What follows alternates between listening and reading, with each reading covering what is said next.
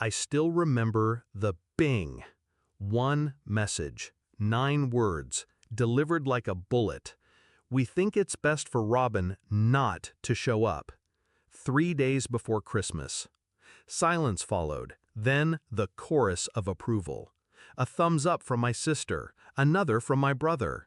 Even my aunt, the woman who once swore she loved me like her own child, joined the execution line with a cartoon gesture.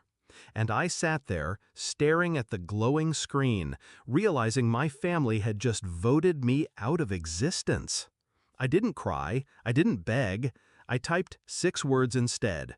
Good, but you won't see me either. Then I put my phone face down and let the war begin. For years, I believed blood meant loyalty. I was the one who showed up. When my sister needed rent covered, I wired the money. When my brother crashed his car, I signed as guarantor. When my mother called, I answered, even if it was midnight. I thought they loved me. I thought I was part of us. But somewhere along the years, I started noticing it. The small exclusions. Family photos where I was cropped out. Group dinners forgotten to invite me to. Conversations that ended the second I walked in. I brushed it off. People get busy. People forget. Until the text. Until their thumbs stabbed my heart like nails. That wasn't forgetting. That was deliberate. It didn't take long to realize why. Robin, my youngest brother, the golden child. He could burn the house down and they'd still hand him the matches.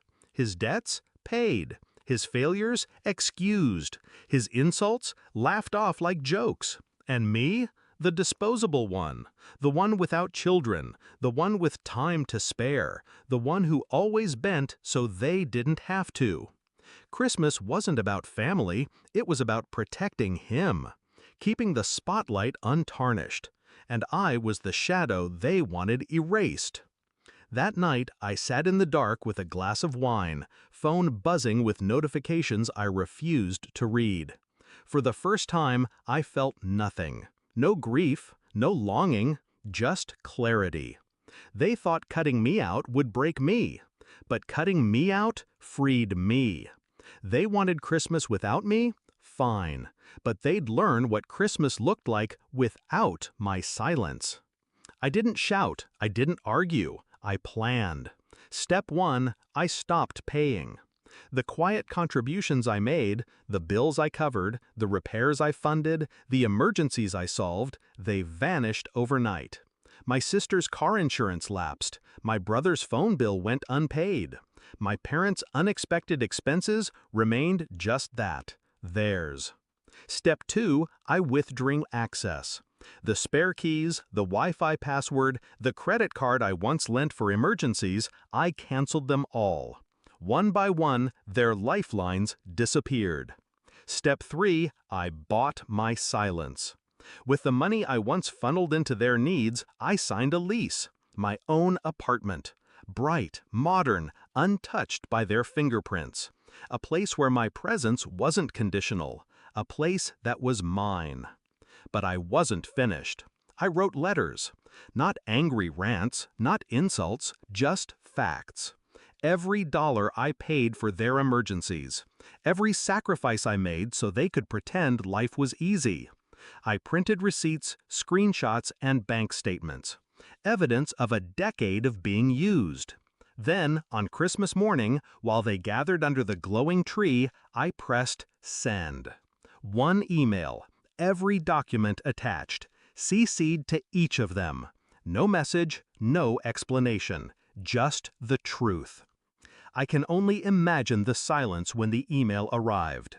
The glossy living room, the expensive wine glasses, the laughter caught mid-air, and then the sound of phones buzzing.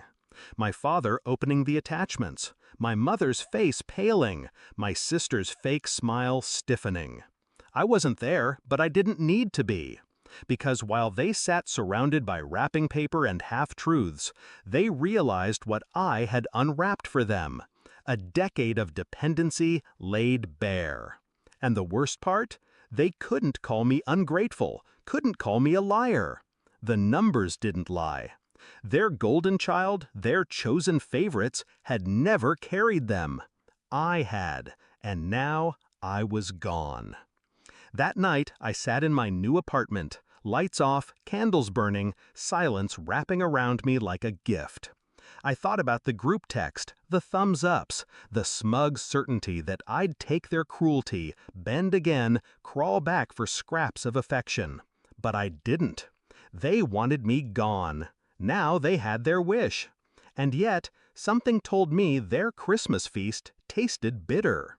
Because for the first time, they couldn't lean on me. For the first time, they had to face the truth. They hadn't banished the weak one. They had lost the strong one. I didn't destroy them. I simply removed myself. And sometimes that's the sharpest revenge, letting people choke on the silence they demanded. I raised my glass to the quiet, to the freedom, to never waiting for their approval again.